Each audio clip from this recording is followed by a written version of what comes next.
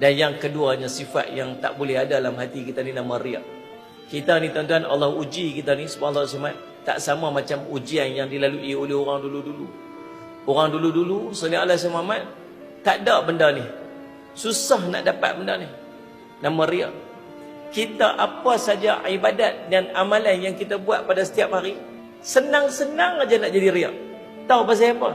Dengan satu benda aja, nama handphone.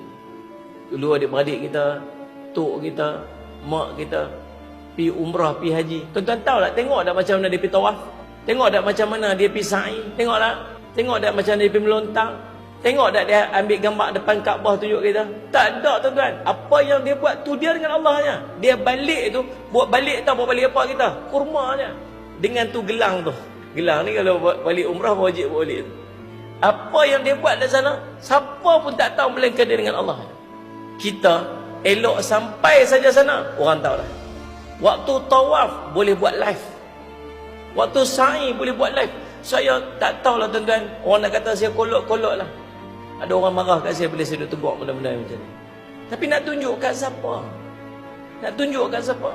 Sampai masuk dalam raudhah. Tuan-tuan, sebentar lagi saya akan masuk ke dalam raudhah. Kalau ada apa-apa, tuan-tuan standby, saya akan buat live sekejap lagi. Ya Allah, nak buat apa?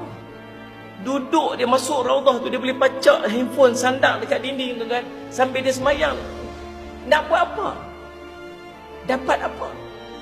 Waktu tawaf boleh buat live, waktu tawaf rakab. Untuk apa sebenarnya? Nak buat apa? Nak encourage orang, nak ajak orang untuk pergi umrah, pergi haji. Semua orang pun teringin nak pergi umrah, pergi haji, cuma mampu dengan tak mampu je. Betul tak? Boleh tak? Senang tak nak jaga hati bila orang puji? Ya betul hanya hang, seronoknya hang, aku tak dapat macam hang. Hang doa kat aku bagi aku dapat. Susah tuan. Maka apa saja jalan yang boleh mencetuskan riak daripada hati kita ni, tak tepi dulu. Kalau buat benda ni sekali dia jadi riak, tak payah, tak tepi, tak payah, tak apa. Bukan orang yang nak bagi pahala kat aku. Kadang-kadang tak ada siapa tahu kita buat apa pun tak apa tuan-tuan. Tak rugi apa. Tuan-tuan nak sedekah RM10 kah, RM1000 kah? Siapa pun tak tahu, tak ada masalah apa. Orang tahu mungkin bermasalah, tapi orang tak tahu tak ada masalah. Sebab kita bukan nak harap orang puji.